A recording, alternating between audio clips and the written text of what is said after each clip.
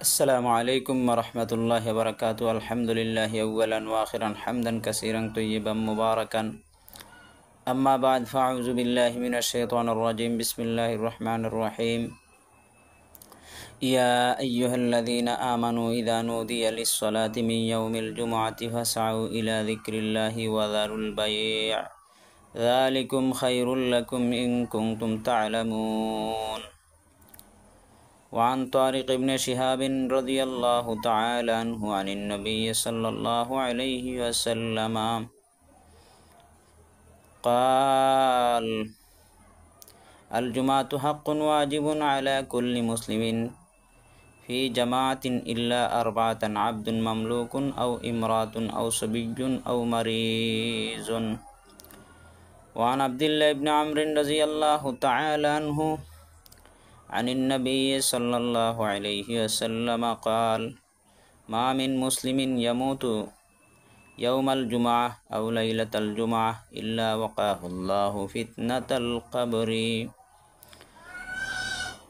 وعن عبد الله بن عباس رضي الله تعالى عنهما قال: قال رسول الله صلى الله عليه وسلم: إن هذا يوم عيد جعله الله للمسلمين، فمن جاء إلى الجمعة فليغتسل، وإن كان طيب فليمس منه، وعليكم بالسواك. আমার সম্মানিত বন্ধুগণ, আসেন আজকে আমরা জুমার গুরুত্ব এবং ফজিলত নিয়ে সংক্ষেপে কিছু আলোচনা করি। আল্লাহ পাক যেন আমাদেরকে বুঝার আমল করার তৌফিক দান করেন। জুমা শব্দটি জামউন থেকে নেওয়া হয়েছে, একত্রিত হওয়া। জুমার দিন সমস্ত মুসলমান ঈদগাহে অথবা মসজিদে আসিয়া একত্রিত হন। এজন্যই জুমা শব্দ ব্যবহার করা হয়। জুমার নামাজ বড় গুরুত্বপূর্ণ নামাজ, যেটি জোহরের নামাজের পরিবর্তে আল্লাহ পাক রব্বুল আলামিন আমাদেরকে দান করেছেন। জোহরের নামাজ ফরজ ছিল, জোহরের নামাজের পরিবর্তে জুমার নামাজ আমাদেরকে দান করা হয়েছে। নবী করিম সাল্লাল্লাহু আলাইহি সাল্লামের আগমনের 560 বছর আগেও এই নামাজের প্রচলন ছিল জাহিলি যুগে। এই জুমার দিনকে জাহিলি যুগে ইয়ৌমু আরুবা বলা হতো, ইয়ৌমু আরুবা। জাহিলি যুগেও যারা কুরাইশ বংশের মানুষ ছিল, তারা এই জুমাকে পালন করত, এই জুমা আদায় করত। যারা মুশরিক ছিলেন না তারা।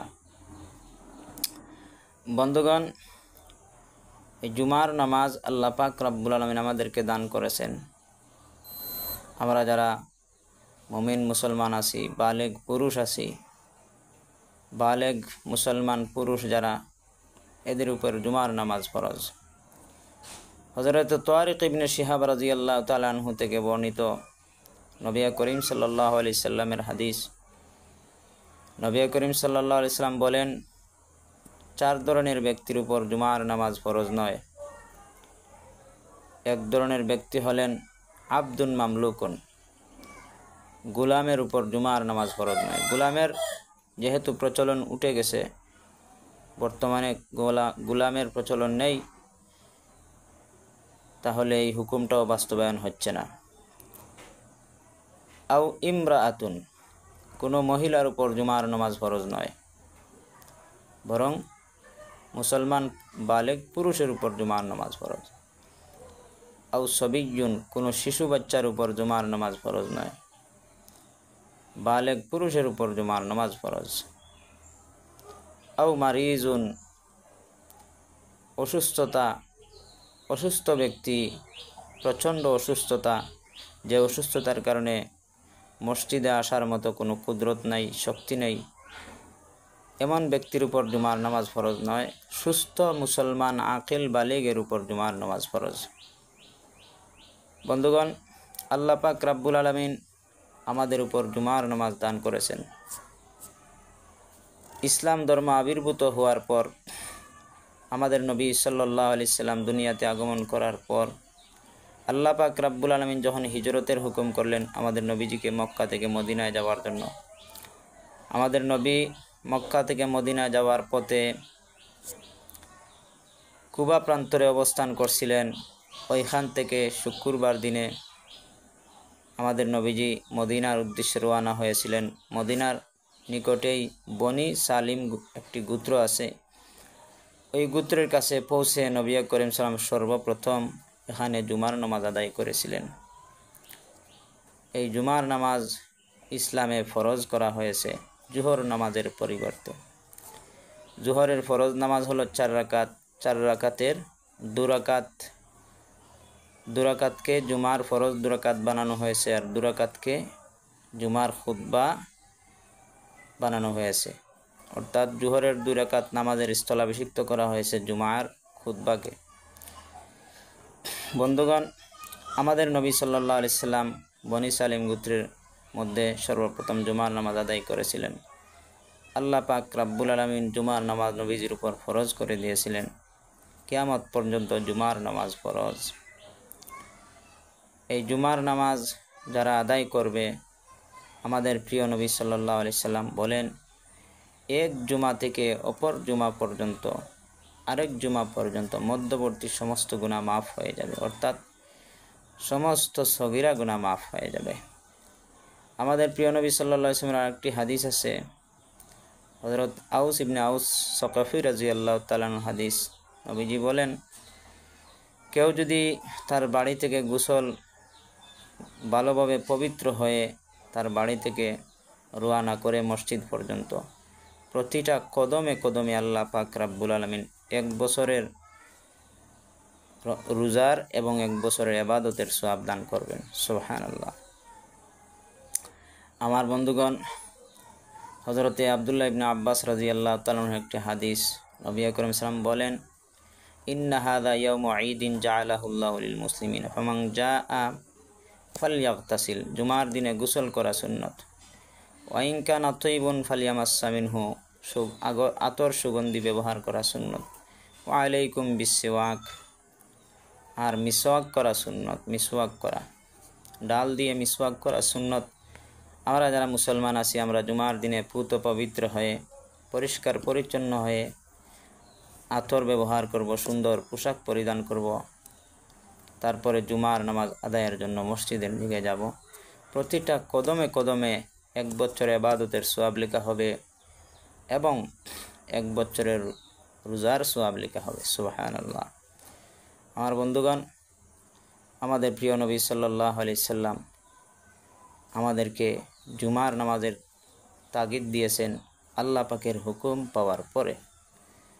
আল্লাহ পাক রব্বুল আলামিন আমাদের নবীজিকে জুমার নামাজ দান করেছেন, অর্থাৎ উম্মতে মুহাম্মদীর শরীয়তের মধ্যে জুমার নামাজ আল্লাহ পাক বিশেষ নিয়ামত হিসাবে দান করেছেন।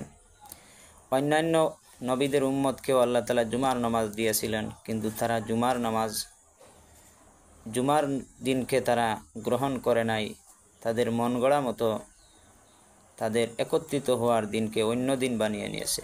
যেমন ইহুদিরা শনিবার দিনে তারা একত্রিত হয় আল্লাহর ইবাদতের জন্য। ইহুদিরা শনিবার দিনে আল্লাহর ইবাদত করে, এটা তাদের মন গড়া তারা বানিয়ে নিয়েছে।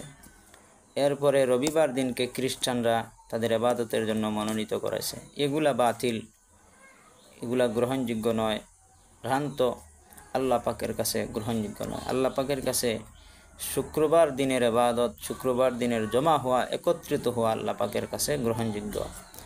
তাই বন্ধুগণ, খুবই গুরুত্বপূর্ণ দিন জুমার দিন, গুনাহ মাফের দিন।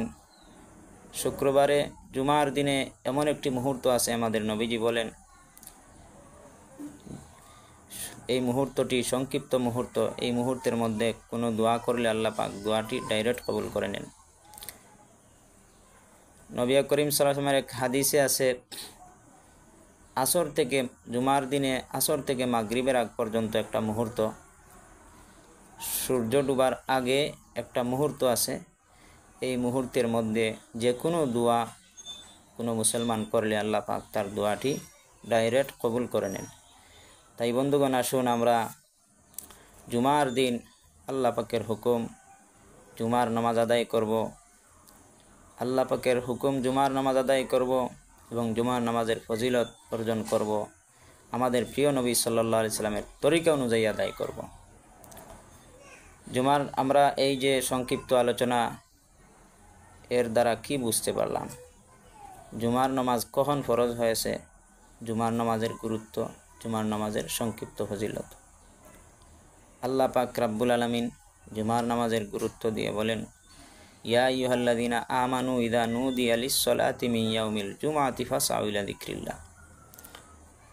হে আমার মুমিন বান্দাবান্দিগণ, জুমার নামাজের আজান হয়ে গেলে তোমরা মসজিদের দিকে গুরুত্ব সহকারে যাও জুমার নামাজ আদায় করার জন্য। বন্ধুগণ, এই আয়াত দ্বারা প্রমাণিত হয় জুমার নামাজের গুরুত্ব। আল্লাহ পাক রব্বুল আলামিন জুমার আজান হওয়ার সাথে সাথে মসজিদে গুরুত্ব সহকারে আসার জন্য আহ্বান করেছেন। তাই আমরা যারা মুসলমান আছি, আমরা জুমার নামাজকে প্রতি সপ্তাহে গুরুত্ব সহকারে আদায় করার চেষ্টা করব। আল্লাহ পাক রব্বুল আলামিন যেন আমাদেরকে তৌফিক দান করেন। আমিন।